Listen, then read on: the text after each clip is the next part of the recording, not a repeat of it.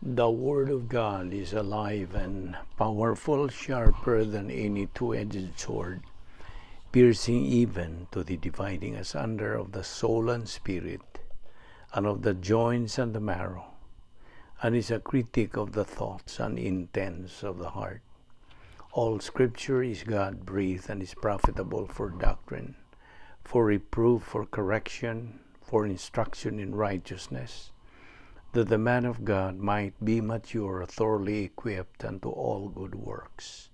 Study to show thyself approved unto God, a workman that needeth not to be ashamed, rightly dividing the word of truth.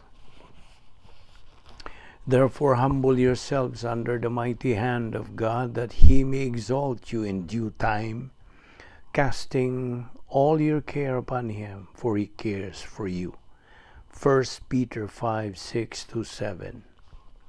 My son, if you receive my words and treasure my commands within you, so that you incline your ear to wisdom and apply your heart to understanding. Yes, if you cry out for discernment and lift up your voice for understanding, if you seek her as silver and search for her as for hidden treasures, then you will understand the fear of the Lord and find the knowledge of God. Proverbs 2:1-5. Be strong and of good courage. Do not fear nor be afraid of them. For the Lord your God, he is the one who goes with you. He will not leave you nor forsake you. Deuteronomy 31:6. Then the king arose very early in the morning and went in haste to the den of lions. And when he came to the den, he cried out with a lamenting voice to Daniel. The king spoke, saying to Daniel, Daniel, servant of the living God, has your God, whom you serve continually, been able to deliver you from the lions? Then Daniel said to the king, O king, live forever. My God sent his angel and shut the lions' mouths, so that they have not hurt me, because I was found innocent before him. And also, O king, I have done no wrong before you. Daniel 6:19-22. I will love you, O Lord, my strength. The Lord is my rock and my fortress and my deliverer, my God, my strength, in whom I will trust, my shield and the horn of my salvation, my stronghold. I will call upon the Lord, who is worthy to be praised. So shall I be saved from my enemies. Psalm 18:1-3. Before we start our Bible study ining adlaw, ikinahanglan ang atong pagsusi sa atong kaugalingon nga mga kalag, atong tanawon kung napabay mga sala nga naga tinir pata o napadiha sa atong kalag, kini gikinahanglan nga isugid ngadto sa Dios. We have to flush them out. Kay kini, this can be babag sa atong pagbuhatong pagtuon sa pulong sa Dios. Dili kita makasambot sa pulong sa Dios, dili maka-function ang ministry of God the Holy Spirit kung napakita yung mga sala. Busa, let us use the principle of 1 John 1:9, which says, if we confess our sins, God is faithful and just to forgive us our sins and to cleanse us from all unrighteousness. Humani mo buhata ka na ikaw, andam no sab. And alang kanimo, unbeliever, wala ka po ay kaluwasan, agda ka, gidapit ka sa Dios nga imong dawaton o musanong ka sa maong pagdapit paggamit niya ng imong free will and make the most important decision nga imong mahimo sa tibok mong kinabuhi. The decision to believe in Christ as your Lord and Savior. Acts 16:31 nagaingon, believe on the Lord Jesus Christ and thou shalt be saved. Ang Acts 4:12 usab nagaingon, neither is there salvation on any other under heaven given among men whereby we must be saved. Musa sa hilo, mag-andam ta sa itong tagsa-tagsa kakaugalingon. Let us pray.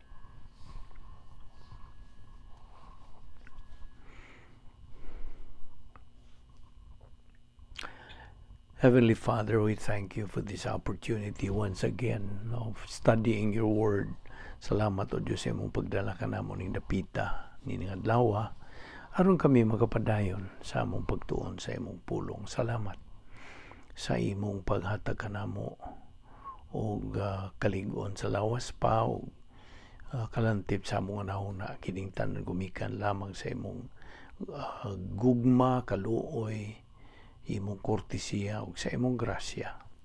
Salamat o Dios sa imong pagkamatinumanon sa imong mga saad. Salamat ning among Bible study through the YouTube ubos sa Vic Balbido Evangelistic Ministry. Kining tanan namong ipasalamatan sa ngalan ni Ginoong Hesukristo. Amen.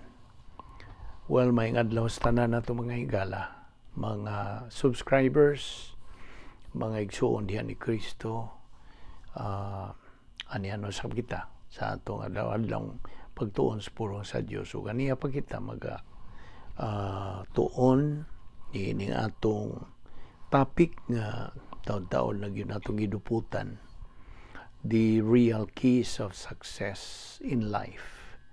So mao kini ang atong giduputan og sa dili pa kita magpadayon, diin kita mo hunong, ako lang kang pahinumduman nga kitang mga magtutuo sa ikaduhang bahin sa plano sa Dios, gimanduan kita nga patubuon ang atong kalag. Well, gikinahanglan nga atong ipakita nga to sa Dios at ang atong gugma kaniya nga kung nahigugma kita sa Dios, kinahanglan sa batong higugmaon na iyang pulong. You see, if we love God, we also have to love His Word. So, mo bitan ang giingon nila nga useless the one without the other. Actually, we do not mean God is useless. It is His Word that becomes useless to our life if we do not know His Word. Wa kita'y alamag gumikan sa atong pagkanegatibo. Wa kita'y gana, wa kita'y pagpanumbaling, wa kita'y kainit, kaikag, gugma sa tuon ni aron motubo ang atong kalag. Wala. God's Word is the written Word. Christ is the living Word. Nasayo naman kita niya.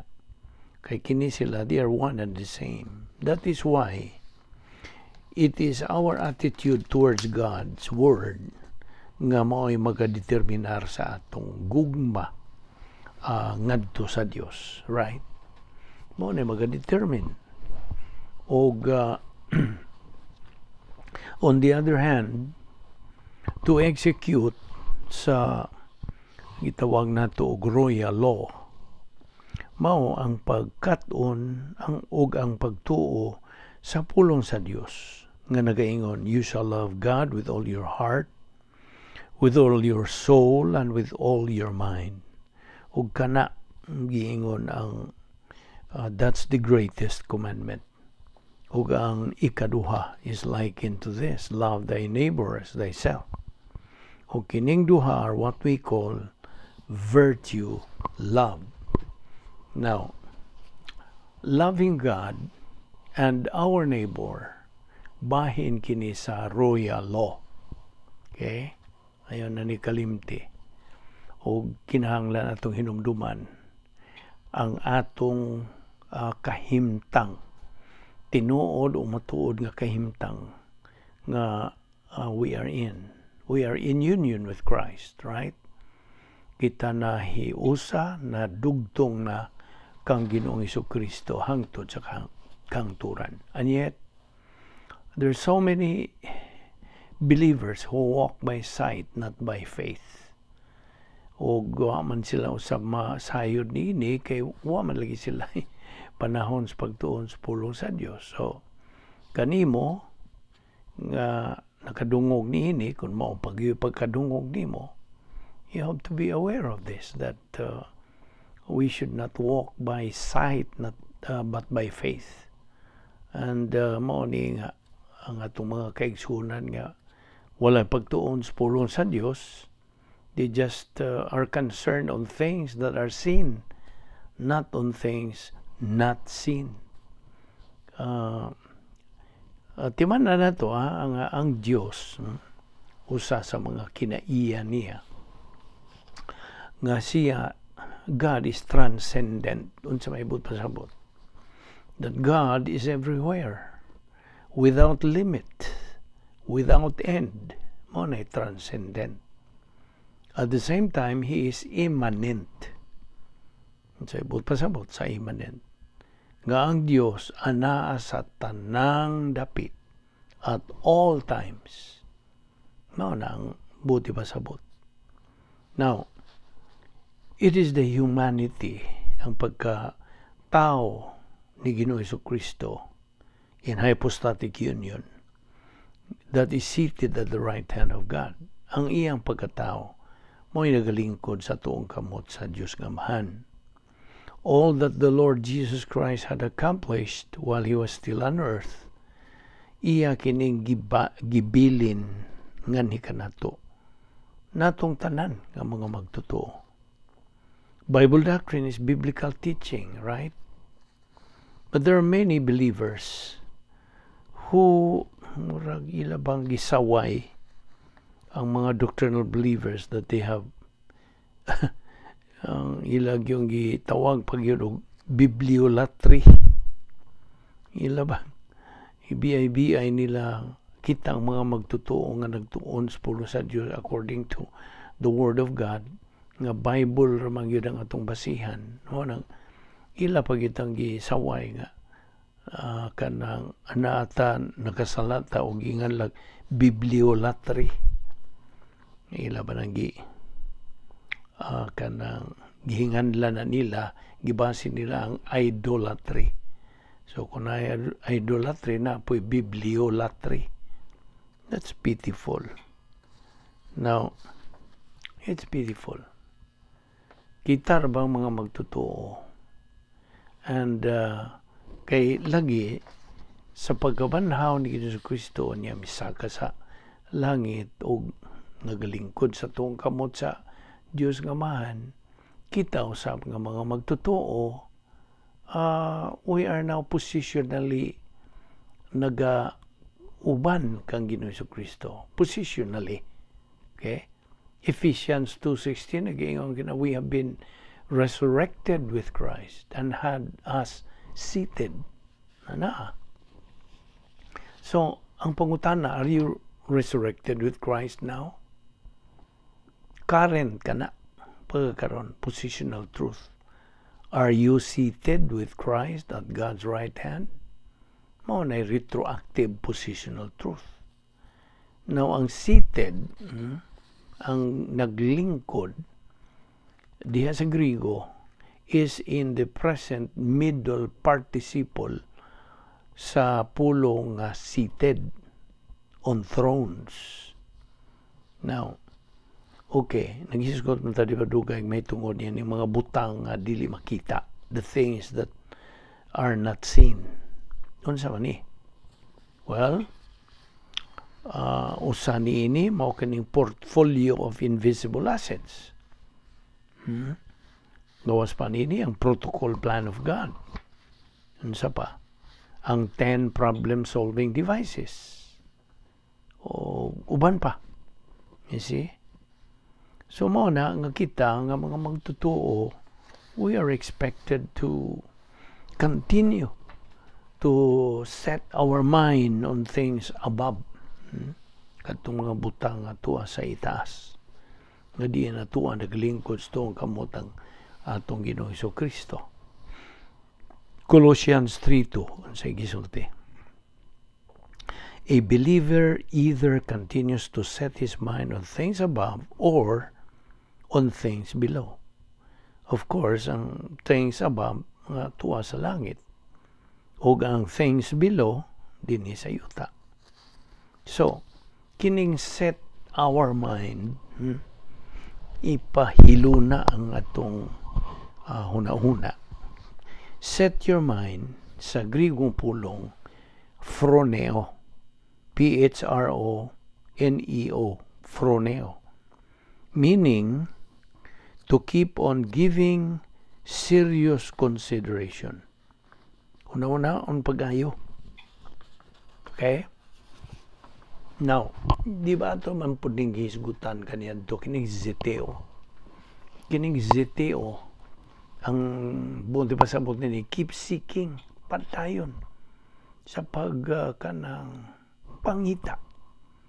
Ang phroneo, keep on giving serious consideration. This is right priority. Ang buti pa sa buti yun ini. Gusto nga pasiuna. Now, kung wala tayo doktrina, there would be no true faith. Nga naman, sa may gisulti sa Roma 10:17, faith cometh by hearing, and hearing by the word of God. Now, atong timanan, di gyud nato ni kalimtan nga, the major issue in the Christian life is volition. Ano gitawag na itong the big V. Okay? Every believer needs ako na lang niing vitamin K. Ang but pasabot ni knowledge of Bible doctrine. Vitamin K na lang ito ingan. Okay? So, for we walk by faith, not by sight. Now, the validity of faith depends on the object of faith. Kinsa mga atong object of faith? Sige, ang iyang pulong ni Ginoong Hesukristo. Pulong sa Dios. Okay? So, the validity, akong balikon, the validity of faith, kung bahin sa kaluwasan, depends on the object of faith nga si Ginoong Hesukristo when it comes to salvation.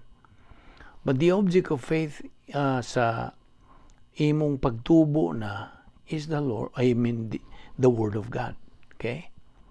So, kung balikon, the validity of faith depends on the object of faith. Ang object of faith in salvation is only the Lord Jesus Christ. Because the question is asked, ipangutan na kita nini, after salvation, unsa man? Unsa naman itong buhaton human ta maluwas? Daghan sa itong mga igsoong mga magtutuo nga wag yun sila maka-amgo nga naay buluhaton human kita maluwas. Dili kay human ta maluwas, okay. Moingon na ng uban nga, okay. Luwas na magkako. Babay Ginoo, makita lang sa langit. Tiyan mo na. Pasipa mo na. Now, what needs to be done after a person is saved? Unsa may right answer niya na? Numdum ka. I think you can answer that already. You have been with us in this ministry for quite a while. 2.5 years na tahapit. So, unsa man, what needs to be done? The right answer is 2 Peter 3:18. But grow in grace and in the knowledge of our Lord and Savior Jesus Christ. Maunay looking to look with serious consideration is kupeo. Okay? That is, akong balikon, to look with serious consideration at the things which are not seen. Mora ba na eternal? Mora na hangtod na. Sa dayo na. Kadtong dili ni mo makita ng mga butang. Now, it is tragic to see most pastors of today. just emphasize positive thinking na bitaw. Na mga pastor nga concentrated lagi sila ni positive thinking. Ilag yun nag-i-emphasize nga to silang mga congregation. Of course, not the negative ones. Example, hisgot na sila mga suliran, mga kanang kalisdanan, mga pagpiit, tribulation, etc. Now, si Apostol Pablo, kanang hatag kini og empasiya nga kining mga suliran, mga kalisdanan, mga tribulations, mga kanang pagsulay, etc. are the ones that can strengthen a believer's Christian way of life. Kini sila. Kaya kung wala kay mga suliran, wala kay mga kalisdanan, wala kay mga kanang pagpiit, pag-antos, wala kay kalig-on sa imong Kristohanong pagkinabuhi.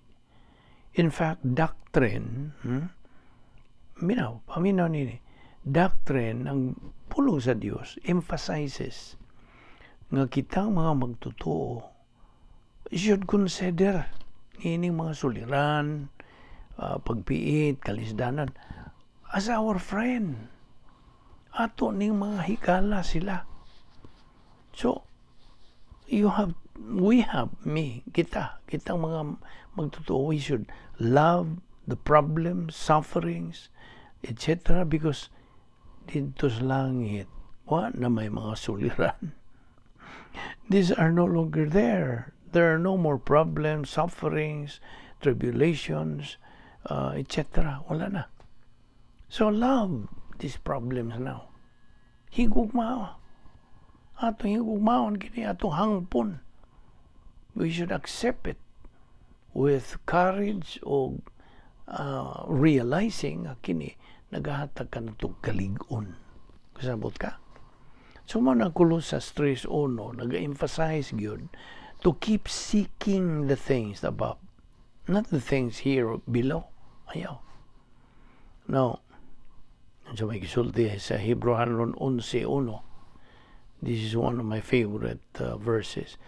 Now, faith is being sure of what we hope for and certain of what we do not see. Now, tiwan itong akong giingon, di padugay nga. Kinahanglan masilsil na gini sa atong alimpatakan. 2 Corinthians 5:7, we live by faith, not by sight. Dili unsa nga tumakita. Pinagira sa pagtuo. So mo ng Colossians 3:1, therefore if you have been risen with Christ, nabanhaw ka na uban ni Kristo, keep seeking the things above. Mao na pangita kanunay kadtong mga butang nga tuwa sa itaas, not the things here below. Nya ang verse 2 nagaingon, set your mind on the things above, not on things here below. Again, kasi balik-balik na. Kay you see, niya pa dugang pagyon na 2 Korinto 4:18 nagingon, while we look not at the things which are seen, but at the things which are not seen. For the things which are seen are temporal, but the things which are not seen are eternal. Na. So nasabtan nimo to? Kadtong mga butang nga di makita, mao kadto ang dayo na. Hangtod na sangtod. Apan kadtong mga butang nga makita, mao na temporal. Kanang unsa may binisag temporal. Basta kay nagasabot na ka na kung sa ibuta sabot. So atong timanan ka to, 2 Korinto 5:7, we live by faith, not by sight. So mao na nga gimanduan kita to continue sa atong pagtuo. Continue in our faith in Christ, in God's Word, in God's promises, that we will be with Him in heaven. Ano mo na yung number 1 nga saad sa Diyos. nga adto uban kitang mga magtotoo sa Dios dito sa langit. So, barugi na. Ayaw na gyud nagbuhi, gunitin na kay kana mauna ang saad sa Dios. Ironclad guarantee. Dili na gyud na mabakwi. Now, sa laing bahin, matagutlo sa atong kinabuhi. Every moment of every day, mohimo matag mga desisyon, right? We make decisions. Good and right decisions atong himuon. Now, good and right decisions can only be made when the believer is inside sa asa? Sa atong dapit nga may gahom sa Dios. Our right kanang residence, which is the operational divine dynasty. Kung tuwa kita sa sod, o mahimo kita bihis sa unsang mga desisyon kinabuhi, kanang mga desisyon na husto o maayo gyud. Right and good decisions. Di man nila. I hope nga na silsil na po na nimo. So, faith is learning in the Word of God and growing with it and reaching spiritual maturity. So, ayaw ni kalimti ito na prinsipyo ni the validity of faith depends on the object of that faith. Kinsa man? Sa Ginoo Jesucristo. You see? Now, usa sa akong higala nga pastor, iyan hindi kanang hinunta mura ba og memory aid po niya may tungod sa grasya na hinumdum naman ta nga ang grasya mao man policy sa Dios. It is God's policy. Unya iyang gihubad gining pulong nga grasya. Okay? G-R-A-C-E, grace. Now, ang G ngayon iyang giingon nga God's gift to me. Ang R, received by faith. Ang A, available to everyone. Ang C, comes through Christ. Ug ang E, extended for all eternity. Nindot kayo ang iyang pag-define ini. Right? So, akong balikon. God's gift to me. Ang G. Ang R, received by faith. Ang A, available to everyone. C, comes through Christ. Ang E, extended for all eternity. Kaya ang karaan nga definition gud mahitungod sa kining Bible usab. Ang pulong nga Bible iya maning I think you have heard of this already. Basic instructions before leaving earth. Okay, mao man ay definition sa Bible sa kaniya to. Okay.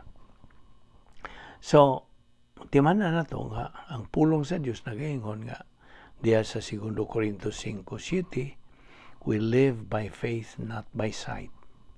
Now, seeing things, ang kanang tanaw sa mga butang which cannot be seen, rather than seeing things that can be seen. Now, by the way, kidigod, itawag ni sa in English nga grammar nga oxymoron. Okay? Ang buta-sabot sa oxymoron, comparing two different things, ikumparar ba, itandi, ang duha ka nagkalahing mga butang. So, mo na oxymoron. Seeing things which cannot be seen rather than seeing things that can be seen. Now, ang pulong sa Diyos should be a believer's number one priority. Tinood, maugid na itong nag-una, nga pasiuna sa atong kinabuhi. One line. A believer's thinking is Christ's thinking. Sa 1 Corinthians 2:16. Gikinahanglan nga mao na gyud ang atong una-unaon. Ang una-una ni Ginoong Jesucristo. Just imagine, Nauna sa Dios mo na imong unaw-naon. Now, of course, a believer's thinking is organized around God's Word. Now, samtang buhi pa kita, dili na gyud na tong kalimtan nga ang matag adlaw, kada adlaw, mao kini ang talagsaong kahigayunan sa pagtubo diha sa grasya o kay balo kang Ginoong Jesucristo. It's really a rare opportunity. So, pangutana, what are these things that are above? Tubag, things that involve your spiritual life. Mao na, tanang mga butangan na lambigit sa atong espirituhan ng pagkinabuhi. Okay? Mao mong yun nga itong concentration ang atong espirituhan ng pagkinabuhi. You see? The spiritual life pinagi sa pulong sa Dios, and then nga unta ka ng pulong sa Dios mo, tuyok-tuyok na, maglibot-libot na diha sa atong panimuot, that the Bible doctrine should circulate in the stream of our consciousness. Then, ang atong paggamit sa napulo ka mga kanang paagi sa pagsulbad sa mga suliran. God's 10 problem-solving devices. Numdum pa ka. RFFG, DPI, HPO. Now, doon na rabatay duha ka power options. The power of God, the Holy Spirit. Number 1, feeling of the Holy Spirit. Number 2, metabolization of Bible doctrine. Ang paggaling niini. Now, of course, dili man kita mo galing. We are not the one to metabolize. It's God, the Holy Spirit's ministry. Ministeryo ka na sa Espiritu Santo. Now, atong nasayran o atong natunan nga ang napulo ka mga kanang paagis pagsulbad sa mga suliran, 10 problem-solving devices, mao ni magasulbad sa tanang mga suliran sa kinabuhi sa atong pagkakristohanon. Naibaw ba kaniya na? Do you know that? So, if that is the case, why believers become jittery? Become hysterical, become panicky when they face problems in life. When God offers these 10 kining 10 problem-solving devices, mao na gyud kini unta. Mao na akong iyong unta kay naman lagi tayo kabubuton. Mao na unta kini ang atong gamiton sa pag-atubang ni ining gikagubdan na tibuok kalibutan nga coronavirus pandemic. Mao ra gyud na ay 10 problem-solving devices nga sangkap sa Dios kanato mga magtotoo. Are you using them? RFFG, DPI, HPO. Inomdom pa ba ka? Naguna, rebound. Ako gining usbon pag painomdom. Okay? Basing nakalimot na tanin eh. Rebound, feeling of the Holy Spirit, faith-rest life, grace orientation, doctrinal orientation, personal love for God the Father, impersonal love for all mankind, sharing the happiness of God, personal sense of destiny, and occupation with Christ. Mao na napulo ka mga paagis pagsulbad sa mga suliran. Pangutana, nagamit o gigamit man nato kini samtang atubang tag gagmay o dagkong mga suliran. Labaw na nini karong coronavirus. Are you using them? Kaya maura ba na ang gisangkap sa Dios ka? O di lang kaya kana lang usa sa mga gisangkap sa Dios ka nato mga magtutuo nga maka atubang tani pandemic o epidemic sa tibok kalibutan. Nga tarantar naman yun ang mga tao. You see, they become panicky, hysterical, sa paranoid. Nawada na sila susto ganing pangunahuna. Ang kaluoy yun, wana gani magkadimao ang ilang kinabuhi. You see. Now, can you afford to kanang experience those? Ang Diyos, dili buot nga ikaw mo sinati niya na. Buot siya nga hanoy, hapsay, linaw ang imong pangunahuna. You see? Watatagi niya o kanang fear. Dili na. Di makatag ang Diyos na kung dili kaisog, kaligon. Ang sound mind. Ang sama niyo paghimog, pag-angkon og sound mind kung kay pulong niya. Kasabot ka? Mga ning isigihan na itong tuon. Hala, sige. Adlaw-adlaw. Kuwang pa gani. Atong ining tutukag mayo nga kini. Mao ni mga paagi, protokol ni sa Dios. Moingon ang Dios nga, gamita lang. Di mo magmahay. Kay di ra ba ko mamaka. Unsay akong gisulti, akong gisaad, ako ra bagyong tumanon. Nakita ni mo ang punto. So, the 10 problem-solving devices solves all problems sa atong kinabuhi ingon nga mga magtotoo. Now, so if that's the case, ngano man nga daghan mga magtotoo, mga igsuo nato nga na hysterical na lagi na, paranoid na, kung na sila mga suliran labi na ning panahon na, ngano man, tubag, only because they are negative. Negatibo man sila.